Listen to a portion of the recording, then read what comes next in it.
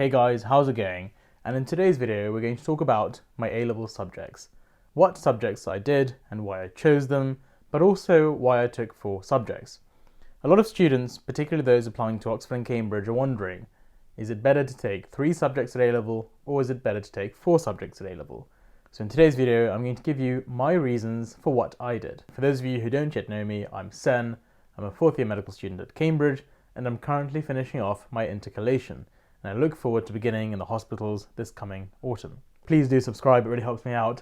And I never really say this, but I think it's important. Click that bell icon so you know when I release videos. I haven't really been saying that, so I know a lot of you subscribe to me, but hardly any of you know when I release my videos. So let's get to the video. What subjects did I do and why did I do them? So I did maths, biology, chemistry and physics, and I got 4 A stars at A-level. I did all those 4 for my first year of A-levels, and all those 4 for the second year of my A-levels as well. I didn't drop any of them. I know the exam courses have changed now, so do take my advice with a pinch of salt. However, I, even back at the time, was told that my options were going to be quite difficult and they were going to be quite challenging. So if you're someone who's really willing to challenge themselves and are able to challenge themselves, then even though you have this new course, there's nothing stopping you from doing 4 subjects at A-level, given that your school will give you the green light. So everyone practically today does 4 subjects in their first year of A-levels, so doing maths, biology, chemistry, physics in my first year in year 12 is nothing special.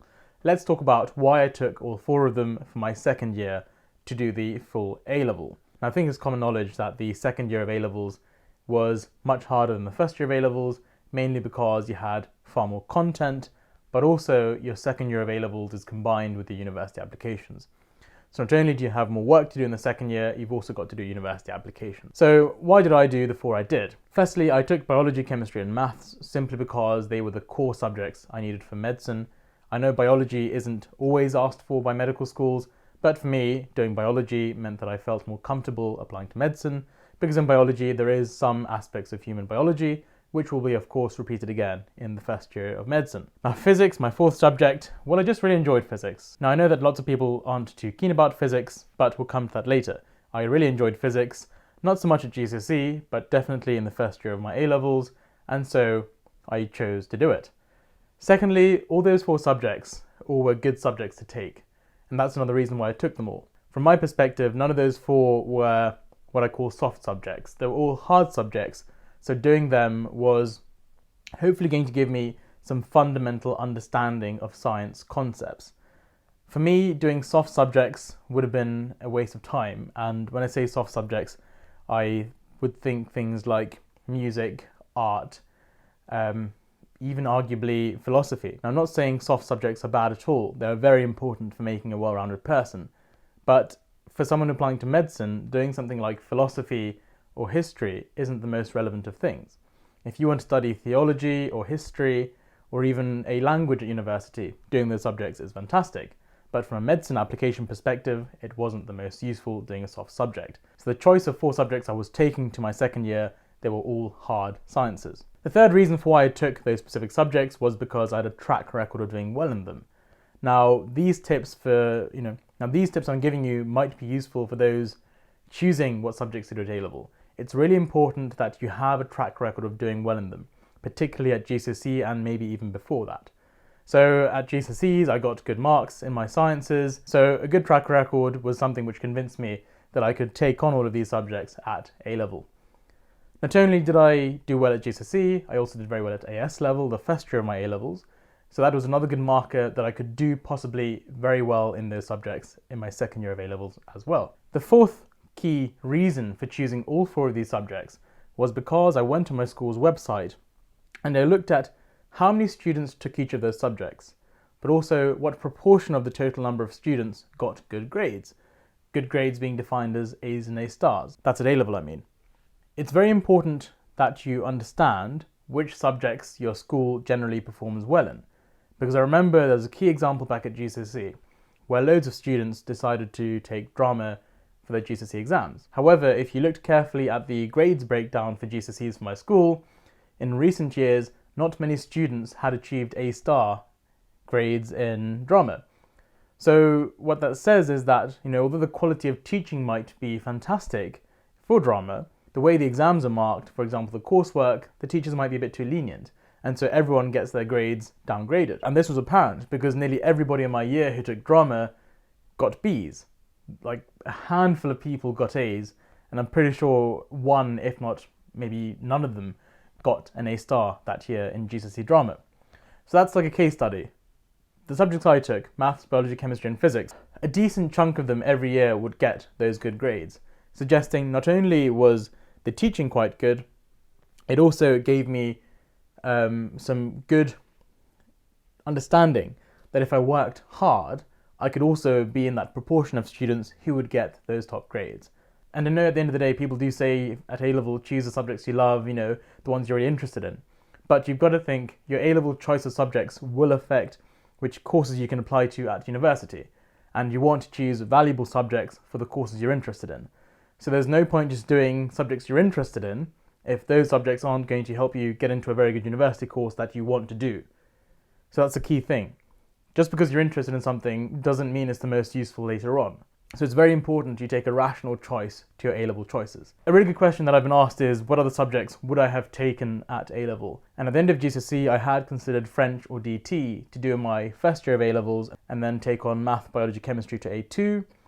However, I really thought about it and, like I said, my reasons, I didn't really have the best track record of doing well in French or DT. Of course, I got A stars in them at GCSE, but it was a bit of a struggle. French I got by just winging it practically, and DT, well, it was mostly coursework based, and DT at GCSE is quite easy. I knew the step up from GCSE DT to A-level DT was huge. And so I wasn't too confident in those subjects compared to something like physics, where I knew that I could simply learn the questions and the mark schemes, really understand concepts, do the experiments and understand exactly why I'm doing those experiments, and that could lead me to getting a good mark. So that was some reasoning for not choosing those two subjects. But another key reason for why I didn't choose those two, French and DT, was because I considered those to be skills that I could pick up later on in life. French, for example, I'm learning again now. DT, I've learnt whilst doing my engineering intercalation. And in hindsight, I'm happy I didn't spend a whole year doing those at school. Instead, I did physics, which taught me fundamental thinking and fundamental concepts, which then allowed me to very easily get into the engineering stream of things here at Cambridge. But also physics was a subject which strengthened my mathematics skills, which I found very useful even doing medicine. Now, moving on to why I did 4 A-levels and not 3. A very good question, and I've got some simple answers to that question. Simply put, I enjoyed them all very much. But also, I couldn't really drop 3 of them because of medicine, and physics I couldn't drop because I really, really enjoyed physics and I couldn't really think of anything else that I wanted to do at the time. Secondly, I was thinking about a career in surgery at the time. I was interested in medicine, but I also knew I wanted to do surgery later on in life. And I realized that, when it comes to surgical tools, medical imaging, robots, understanding physics and understanding the concepts in physics could be very useful in allowing me to go into those fields.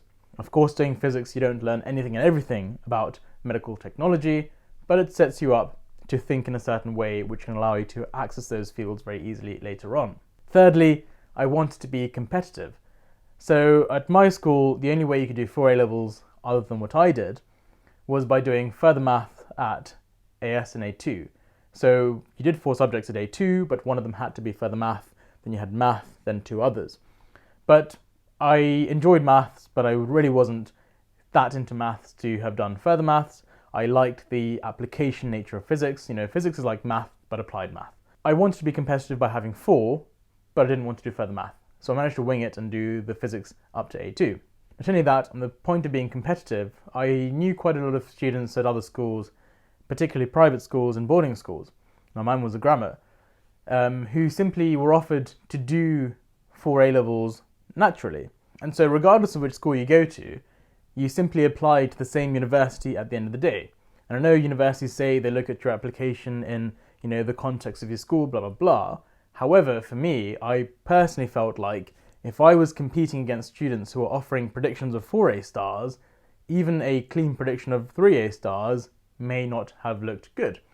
Now, whether university criteria is, what my thinking was or not, that wasn't what I was concerned about. I was simply thinking, well, if those kids are offering that, I at least want to match that. so I could put forward a strong application. So, I'm not saying this is how universities choose your application. This was simply the standard that I wanted to set myself. Some entrepreneur who's very successful, who's started like 23 companies, once said to me, the quality of life is not only set by the quality of the questions you ask, but also by the standards you set. If you set yourself high standards, then the quality of work that you'll produce will be up to that high standard. Whereas if you simply set a lower standard for yourself, then of course you'll still produce good work, but it'll be to that lower standard. I wanted to be super duper competitive. Now, I'm saying all of this because I knew my strengths. I knew that I could sit down, work hard, and I kind of knew what each of the subjects involved and how I could do well in them. If you have the gut instinct that you can work hard, then taking 4 A-levels is a risk worth taking. I definitely had teachers tell me, particularly my head of sixth form, Sen, you might be spreading yourself out too thin doing that, I don't recommend it. But at the end of the day, I'm the one who averaged a mid 90% in my first year of A-levels and then got some pretty stonking good A2 scores as well, winning some prizes at school for how well I did. So, it's very much of a risk to take. If you think that you're finding the workload quite easy so far and you're getting good grades, if you have a good track record, then it's worth considering doing 4. Now, in hindsight, I'm very happy with my choice. On results day, I was ridiculously surprised to find out that I'd got 4 A stars. On the way to collect my results, I was not even sure that I'd gotten my insurance offer of King's College, which was 4 A's. So to find out that I got 4 A stars, I was like, whoa, that's crazy. In hindsight, I really enjoyed all of the subjects, and now finishing off engineering, I look back and I'm very happy that I took the leap to push myself and do 4 subjects at A-level. Medicine has also been good fun, and the workload of 4 A-levels was far easier than the first 2 years of med school, considerably easier. Doing 4 A-levels, it taught me how to work hard, taught me how to pace myself, which is really useful. If I'd not done number 1, A-level physics, I wouldn't have been able to intercalate in engineering. Number 2, if I'd tried to do my intercalation in engineering with only GCSE level knowledge physics, I wouldn't have had half a clue about the concepts that engineering goes on about. So it's been really useful doing the last 4th A-level physics. In summary, I took 4 because I loved all of them. I really was interested in them. I thought about my career path ahead of me and how I could do subjects now which could be very useful later, as they clearly have been. And lastly, I wanted to be competitive, and those are the reasons as to why I took 4 and not 3. That said, there are loads and loads of students, probably the majority of students at Cambridge offer 3 A-levels and probably got 3 A stars, 2 A stars and an A. So it's not like everybody at Cambridge has 4 A stars or even 4 A-levels in the second year of the A-levels. That said, I thought 4 A stars was good, but within the first week of getting to Cambridge, I was in the kitchen talking to someone and they simply said they got 5 A stars. So for someone like me who thought 4 A stars was a big deal, well, it really wasn't, and it put me back in my place, making me realise how 4 A stars, 5 A stars, at the end of the day, it just comes down to grit, determination, and hard work. So hopefully these reasons have given you a bit more insight into why I chose the subjects that I did, why I did them, and the choices that I made back when I was in 6th form, finishing off school. If you haven't yet followed my Instagram, then please do, and you can keep up to date with my daily activities on there. Now before I go, please do subscribe, it really helps me out. And I never really say this, but I think it's important. Click that bell icon so you know when I release videos. I haven't really been saying that, so I know a lot of you subscribe to me, but hardly any of you know when I release my videos. So hopefully that helps out. Thank you so much guys, and I'll see you guys soon in the next video. Bye bye.